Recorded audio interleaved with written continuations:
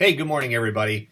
We're 3.5 weeks into this COVID-19 crisis, and I know everybody's doing their best to make ends meet and help those patients in need. We're at least seeing, patients with blood clots and leg ulcers, at least in our practice, and we're doing our best to minimize exposures, etc. Some of the PPE stuff is standard, and I'm not wearing a mask right now, but every other time that I'm in the office, I'm pretty much wearing a mask.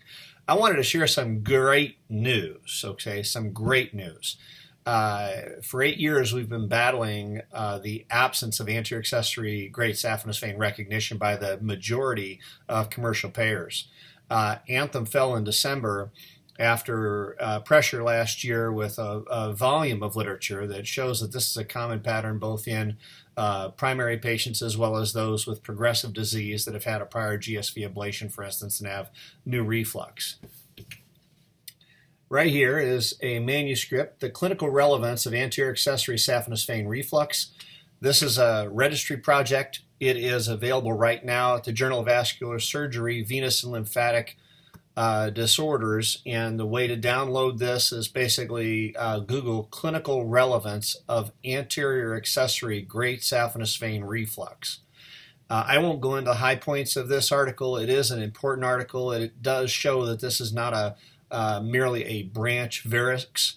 It is something that without registry support, in other words, this project came entirely out of the ACP Pro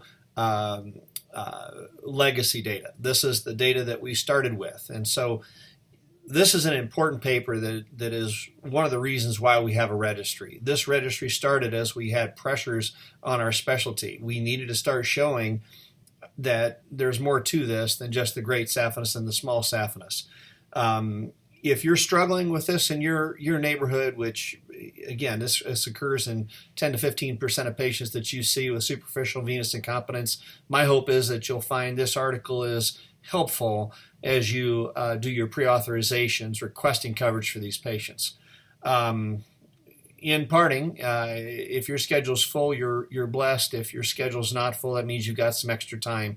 If you've ever thought about participating in a registry and showing the work that you do that's good for your patients is actually able to be good for everyone, I want you to think about what you can do, talking to your vendor, that is your EMR vendor, on how you can potentially participate in the registry. It's not cost prohibitive. This is something that is very important, and it's something that may be mandated down the road. But the good news today is that the registry is churning out meaningful research, and we are going to be able to put a face on the patients that we see and try to protect access to care for these patients. Listen, stay safe, stay healthy, be a presence in your community, maintain relevancy, and bottom line is we'll see you on the other side. Godspeed.